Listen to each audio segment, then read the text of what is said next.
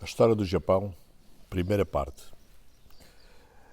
A história do Japão é marcada por grandes acontecimentos políticos, sociais e culturais.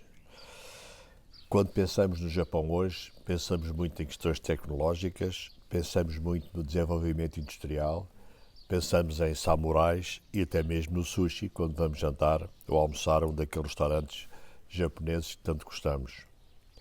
Mas que acontecimentos levaram o Japão ao que conhecemos hoje? Os principais acontecimentos começam naquilo que eles designam como o período Jomon. O período Jomon é um período à volta de 8.000 anos antes de Cristo, quando os japoneses viviam da caça e pesca e desenvolveram instrumentos de pedra como a pedra polida.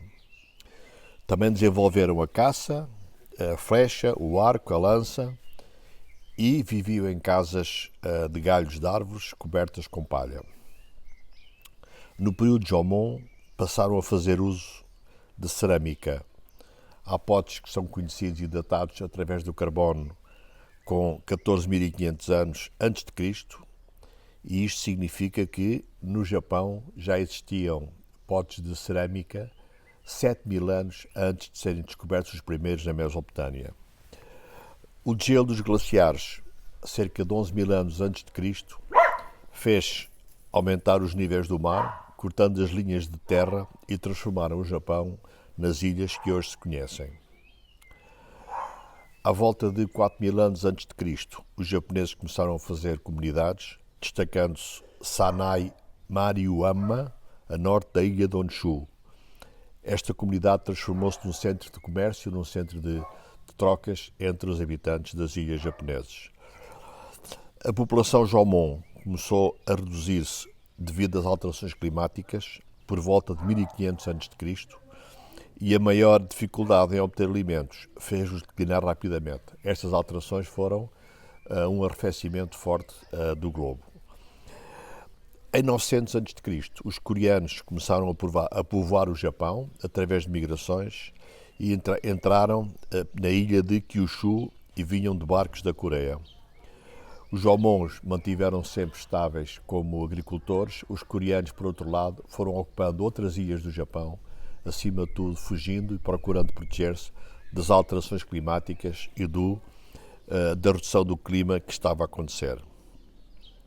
O Japão é um país de ilhas, forma um laço que vai desde a Coreia até quase à Sibéria, paralelo ou quase paralelo com a costa da Ásia, e a distância mais curta do Japão para o continente são 190 km, o que é bastante mais do que aquilo que são a distância entre, por exemplo, as Ilhas Britânicas e o continente europeu.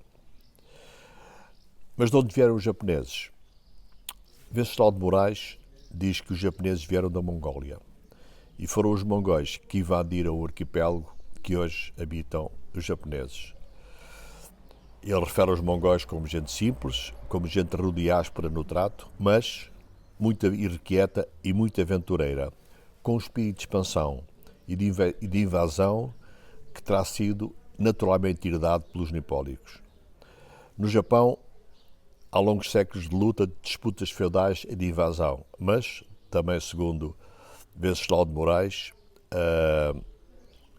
quando é preciso unirem-se, os japoneses unem-se com o espírito de nação.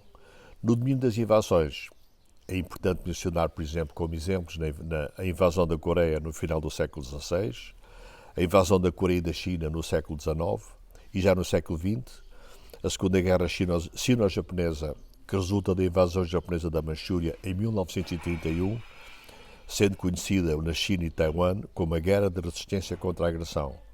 Além disso, mais recentemente, não esqueçamos o ataque a Pearl Harbor, que deu origem à entrada dos Estados Unidos na Segunda Guerra Mundial. Apesar de tudo, depois da guerra, o Japão apresentou-se hoje como um país pacífico, acolhedor e, acima de tudo, amante do respeito e da natureza. O primeiro imperador do Japão é hoje considerado o imperador Jimmu e é uma lenda, não se sabe qual é a realidade da existência deste imperador Jimmu. No entanto, No entanto, é o primeiro imperador lendário do Japão, de acordo com aquilo que são as Crónicas do Japão, um livro chamado Nihon Shoki. A sua ascensão a imperador é normalmente datada de 660 a.C. Ele era descendente, segundo a mitologia, da deusa do sol Amaterasu, por meio do seu neto Ninigi, bem como descendente do deus da tempestade Susanoo. No Japão moderno, a lendária ascensão do imperador Jimmu é marcada como o dia da fundação nacional, em 11 de fevereiro. O lugar do túmulo imperial de Jimmu é desconhecido. Jimmu é tradicionalmente venerado no memorial no santuário shintoísta de Nara, e a agência da Casa Imperial designa este local como o seu mausoléu. Esta é a primeira parte, continuaremos com a parte 2 desta mesma história.